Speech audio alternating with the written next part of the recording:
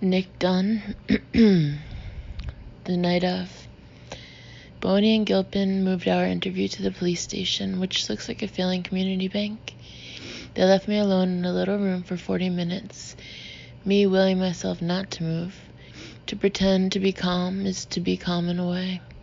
I slouched over the table, put my chin on my arm, waited. "Do you want me to call Amy's parents?" Bonnie had asked. "I don't want to panic them," I said. "If we don't hear from her in an hour, I'll call." We'd done 3 rounds of that conversation. Finally, the cops came in and sat at the table across from me. I fought the urge to laugh at how much it felt like a TV show. This was the same room I'd seen surfing through late-night cable for the past 10 years, and the 2 cops, wary and tense, acted like the stars. Totally fake. Epcot Police Station. Bonnie was even holding a paper coffee cup in a manila folder that looked like a prop. A cop prop. I felt giddy, felt for a moment we were all pretend people. Let's play the missing wife game. "You okay there, Nick?" Bonnie asked. "I'm okay." "Why?" "You're smiling." The giddiness slid to the tiled floor.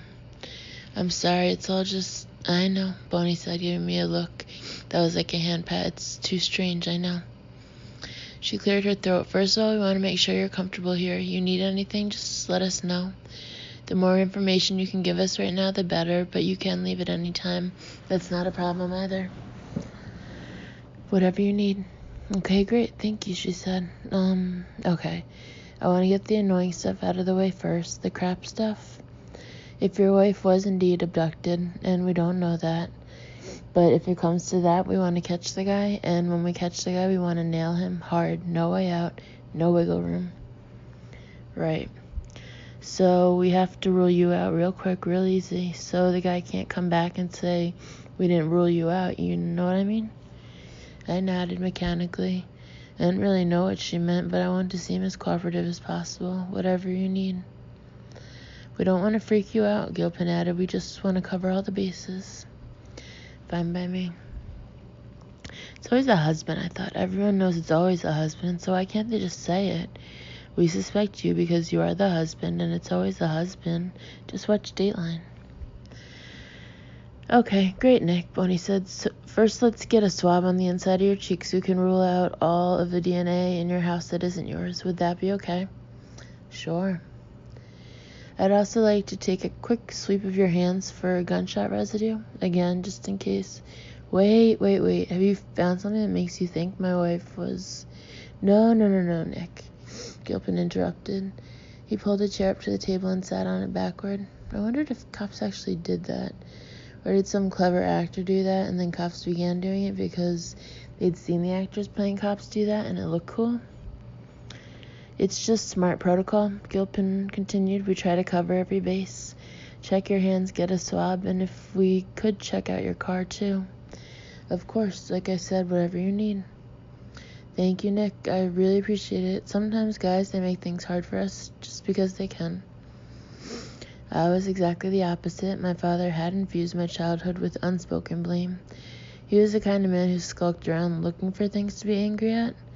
This had turned Go defensive and extremely unlikely to take unwarranted shit. It had turned me into a knee-jerk suck-up to authority. Mom, Dad, teachers. Whatever makes your job easier, sir or madam.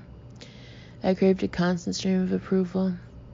"You'd literally lie, cheat, and steal, hell, kill, to convince people you are a good guy," Go once said. We were in line for Kanishka's at Yona Schimmel's, not far from Go's old New York apartment. That's how well I remember the moment. And I lost my appetite because it was so completely true, and I never realized it.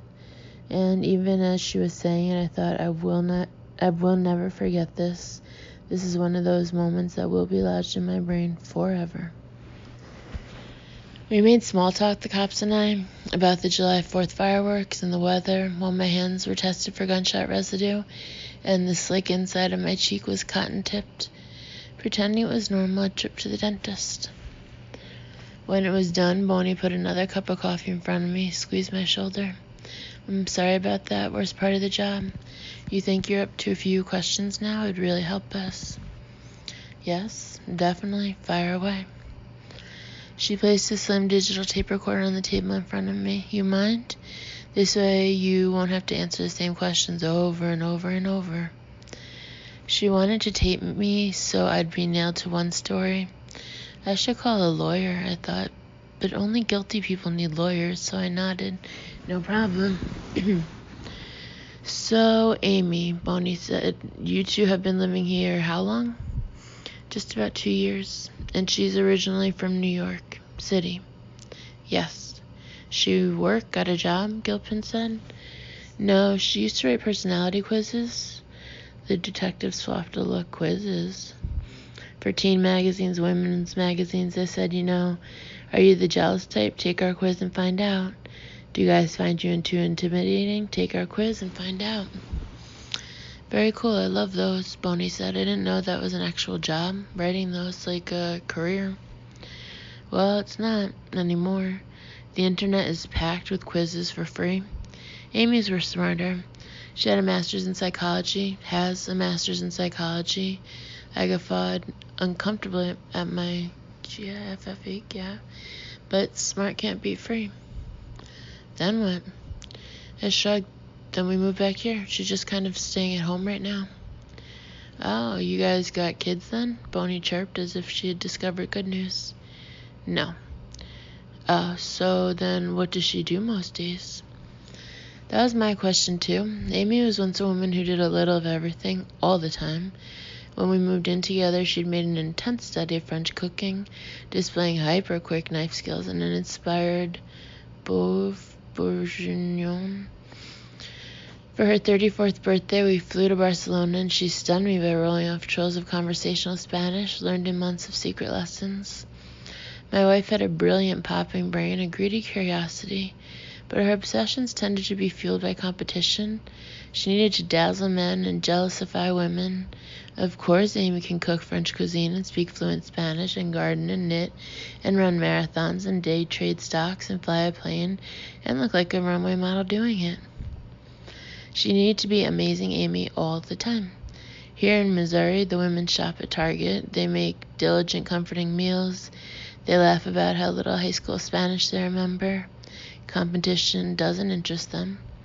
Amy's relentless achieving is greeted with open-palmed acceptance and maybe a bit of pity. It was about the worst outcome possible for my competitive wife. A town of contented also-rans. She has a lot of hobbies, I said. Anything worrying you? Bonnie asked, looking worried. You're not concerned about drugs or drinking? I'm not speaking ill of your wife. A lot of housewives, more than you guess, they pass the day that way. The days, they get long, and when you're by yourself, and if the drinking turns to drugs, and I'm not talking heroin, but even prescription painkillers, well, there are some pretty awful characters selling around here right now. The drug trade has gotten bad, Gilpin said. We've had a bunch of police layoffs, 1/5 of the force, and we were tight to begin with. I mean, it's bad. We're overrun. Had a housewife, nice lady, got a tooth knocked out last month over some Oxycontin. Bonnie prompted. No. Amy might have a glass of wine or something, but not drugs. Bonnie eyed me. This was clearly not the answer she wanted. She have some good friends here? We like to call some of them, just make sure, no offense. Sometimes the spouse is the last to know when drugs are involved. People get ashamed, especially women. Friends. In New York, Amy made and shed friends weekly. They were like her projects. She'd get intensely excited about them. Paula, who gave her singing lessons and had a wicked good voice. Parentheses, Amy went to boarding school in Massachusetts. I love the very occasional times she had all New England on me. Wicked good. Close parentheses. Jessie from the fashion design course, but then I'd ask about Jessie or Paula a month later, and Amy would look at me like I was making up words. Then there were the men who were always rattling behind Amy, eager to do the husbandly things that her husband failed to do. Fix a chair leg, hunt down her favorite imported Asian tea. Men who she swore were her friends, just good friends. Amy kept them at exactly an arm's length. Far enough that I couldn't get too annoyed, close enough that she could crook a finger and they'd do her bidding. In Missouri, Good gosh, I really don't know. It only occurred to me just then. You truly are an asshole, I thought. 2 years we've been here, and after the initial flurry of meet and greets, those manic first months, Amy had no one she regularly saw. She had my mom, who is now dead, and me, and our main form of conversation was attack and rebuttal. When we'd been back home for a year, I'd ask her folk gallantly, "And how are you liking North Carthage, Mrs. Dunne?" "New Carthage, you mean?" she'd replied. I refused to ask her the reference, but I knew it was an insult. She has a few good friends, but they're mostly back east. Her folks, they live in New York City. "And you still haven't called any of these people?" Bonnie asked, a bemused smile on her face. "I've been doing everything else you've been asking me to do. I haven't had a chance." I had signed away permission to trace credit cards and ATMs and track Amy's cell phone. I'd handed over Go's cell number and the name of Sue, the widow at the bar, who could presumably attest to the time I arrived.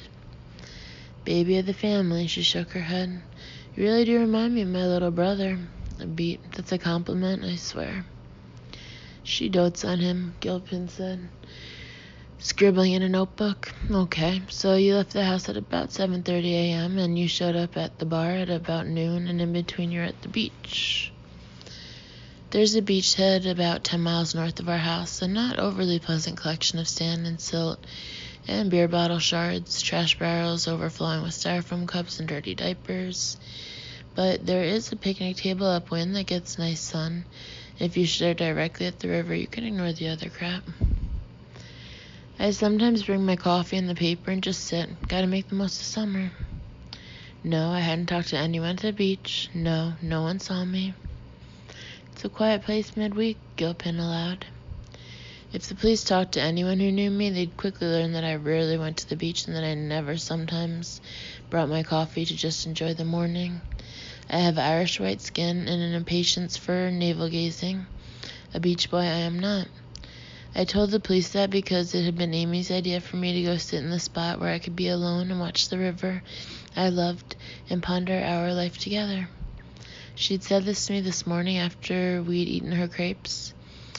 She leaned forward on the table and said, "I know we are having a tough time. I still love you so much, Nick, and I know I have a lot of things to work on.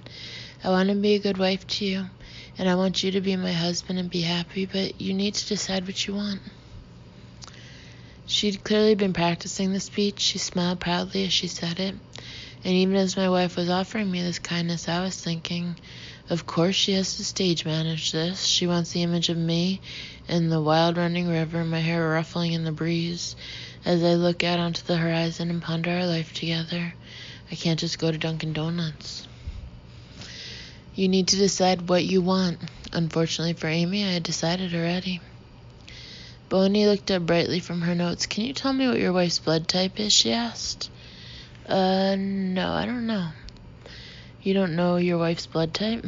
"Maybe O, I guessed." Bonnie frowned, then made a drawn-out yoga-like sound. "Okay, Nick, here are the things we are doing to help." She listed them. Amy's cell was being monitored, her photos circulated, her credit cards tracked. Known sex offenders in the area were being interviewed. Our sparse neighborhood was being canvassed. Our home phone was tapped in case any ransom calls came in. I wasn't sure what to say now. I raked my memory for the lines. What does the husband say at this point in the movie? Depends on whether he's guilty or innocent. I can't say that reassures me. Is this an abduction or a missing persons case, or what exactly is going on? I knew the statistics, knew them from the same TV show I was starring in. If the first 48 hours didn't turn up something in a case, it was likely to go unsolved. The first 48 hours were crucial. I mean, my wife is gone. My wife is gone. I realized it was the first time I'd said it the way it should have been said, panicked and angry. My dad was a man of infinite varieties of bitterness, rage, distaste. In my lifelong struggle to avoid becoming him, I developed an inability to demonstrate much negative emotion at all. It was another thing that made me seem like a dick. My stomach could be all oiled eels, and you would get nothing from my face and less from my words. It was a constant problem, too much control or no control at all. Nick, we are taking this extremely seriously, Boney said. The lab guys are over at your place as we speak, and that will give us more information to go on. Right now, the more you can tell us about your wife, the better. What is she like? The usual husband phrases came into my mind. She's sweet, she's great, she's nice, she's supportive. What is she like how? I asked. Give me an idea of her personality, Boney prompted. Like, what did you get her for your anniversary? Jewelry? I hadn't gotten anything quite yet. I said I was going to do it this afternoon. I waited for her to laugh and say baby of the family again, but she didn't. Okay, well then tell me about her. Is she outgoing? Is she, I don't know how to say this, is she New Yorkie? Like, what might come off to some people as rude might rub people the wrong way? I don't know. She's not a never met a stranger kind of person, but she's not abrasive enough to make someone hurt her. This was my 11th lie. The Amy of today was abrasive enough to want to hurt sometimes. I speak specifically of the Amy of today who was only remotely like the woman I fell in love with. It had been an awful fairy tale reverse transformation.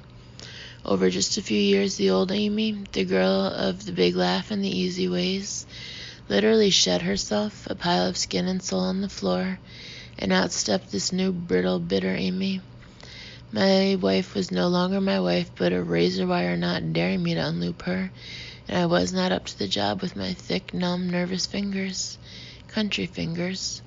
Flyover fingers untrained in the intricate, dangerous work of solving Amy.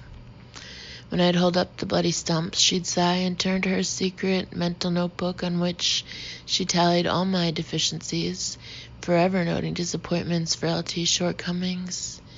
My old Amy, damn, she was fun. She was funny. She made me laugh, I'd forgotten that. And she laughed from the bottom of her throat, from right behind that small finger-shaped hollow, which is the best place to laugh from. She released her grievances like handfuls of birdseed. They are there, and they are gone. She was not the thing she became, the thing I feared most, an angry woman. I was not good with angry women. They brought something out in me that was unsavory. She bossy? Gilpin asked to take charge? I thought of Amy's calendar, the one that went 3 years into the future, and if you looked a year ahead, you would actually find appointments, dermatologist, dentist, vet. She's a planner. She doesn't, wing anything. She likes to make lists and check things off, get things done. That's why this doesn't make sense. That can drive you crazy, Boney said sympathetically. If you're not that type, you seem very B personality. I'm a little more laid back, I guess, I said. Then I added the part I was supposed to add. We round each other out. I looked at the clock on the wall, and Boney touched my hand. Hey, why don't you go ahead and give a call to Amy's parents? I'm sure they'd appreciate it. It was past midnight. Amy's parents went to sleep at 9 p.m. They were strangely boastful about this early bedtime. They'd be deep asleep by now, so this would be an urgent middle-of-the-night call. Cells went off at 8:45 always, so Rand Elliott would have to walk from his bed all the way to the end of the hall to pick up the old heavy phone. He'd be fumbling with his glasses, fussy with the table lamp. He'd be telling himself all the reasons not to worry about a late-night phone call, all the harmless reasons the phone might be ringing. I dialed twice and hung up before I let the call ring through. When I did, it was Mary Beth, not Rand, who answered, her deep voice buzzing my ears. I'd only gotten to Mary Beth, this is Nick, when I lost it. What is it, Nick? I took a breath. Is it Amy? Tell me. I'm sorry, I should have called. Tell me, goddammit. We can't find Amy, I stuttered. You can't find Amy? I don't know. Amy is missing? We don't know that for sure. We're still... Since when? We're not sure. I left this morning a little after 7, and you waited till now to call us? I'm sorry, I didn't want to... Jesus Christ!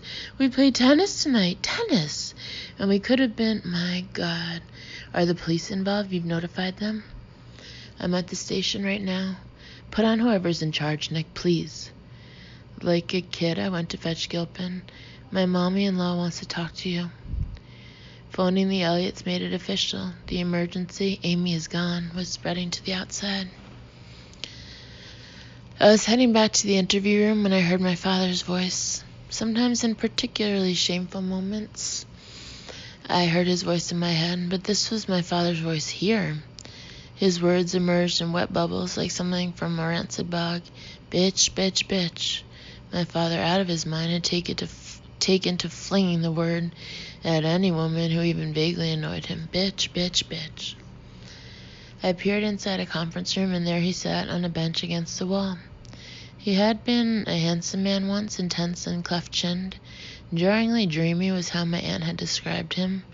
Now he sat muttering at the floor, his blond hair matted, trousers muddy, and arms scratched, as if he'd fought his way through a thorn bush. A line of spittle glimmered down his chin like a snail's trail, and he was flexing and unflexing arm muscles that had not yet gone to seed. A tense female officer sat next to him, her lips in an angry pucker, trying to ignore him. Bitch, bitch, bitch, I told you, bitch. What's going on? I asked her. This is my father. You got our call? What call? To come get your father? She over-enunciated, as if I were a dim 10-year-old. My wife is missing. I've been here most of the night. She stared at me, not connecting in the least. I could see her debating whether to sacrifice her leverage and apologize, inquire. Then my father started up again. Bitch, bitch, bitch. And she chose to keep the leverage. Sir, Comfort Hill has been trying to contact you all day. Your father wandered out a fire exit early this morning. He's got a few scratches and scrapes, as you can see, but no damage. We picked him up a few hours ago, walking down River Road, disoriented. We've been trying to reach you. I've been right here, I said, right goddamn next door. How did no one put this together? Bitch, bitch, bitch, said my dad. Sir, please don't take that tone with me. Bitch, bitch, bitch. Boney ordered an officer, male, to drive my dad back to the home so I could finish up with them. We stood on the stairs outside the police station, watched him get settled into the car, still muttering. The entire time he never registered my presence. When they drove off, he didn't even look back. You guys now close, she asked. We are the definition of now close. The police finished with their questions and hustled me into a squad car at about 2 a.m., with advice to get a good night's sleep and return at 11 a.m. for a 12 noon press conference. I didn't ask if I could go home. I had them take me to Ghost because I knew she'd stay up and have a drink with me, fix me a sandwich. It was pathetically all I wanted right then, a woman to fix me a sandwich and not ask me any questions. You don't want to go look for her? Go, offered as I ate. We can drive around. That seems pointless, I said dully. Where do I look? Nick, this is really fucking serious. I know, go. Act like it, okay, Lance? Don't fucking... It was a thick-tongued noise, the noise she always made to convey my indecisiveness, accompanied by a dazed rolling of the eyes and the dusting off of my legal first name. No one who has my face needs to be called Lance. She handed me a tumbler of scotch. And drink this, but only this. You don't want to be hungover tomorrow. Where the fuck could she be? God, I feel sick to my stomach. She poured herself a glass, gulped, then tried to sit, pacing around the kitchen. Aren't you worried, Nick, that some guy, saw her on the street and just decided to take her? Hit her on the head, and I started. Why'd you say hit her on the head? What the fuck is that? I'm sorry, I didn't mean to paint a picture. I don't know, I just keep thinking about some crazy person. She splashed some more scotch into her tumbler. Speaking of crazy people, I said, Dad got out again today. They found him wandering down River Road. He's back at Comfort now. She shrugged. Okay. It was the third time in 6 months that her dad had slipped out. Go was lighting a cigarette, her thoughts still on Amy. I mean, isn't there someone we can go talk to? She asked. Something we can do? Jesus, Go. You really need me to feel more fucking impotent than I do right now? I snapped. I have no idea what I'm supposed to be doing. There's no When your wife goes missing 101. The police told me I could leave. I left. I'm just doing what they tell me. Of course you are, murmured Go, who had a long-stymied mission to turn me into a rebel. It wouldn't take. I was a kid in high school who made curfew. I was a writer who hit my deadlines, even the fake ones.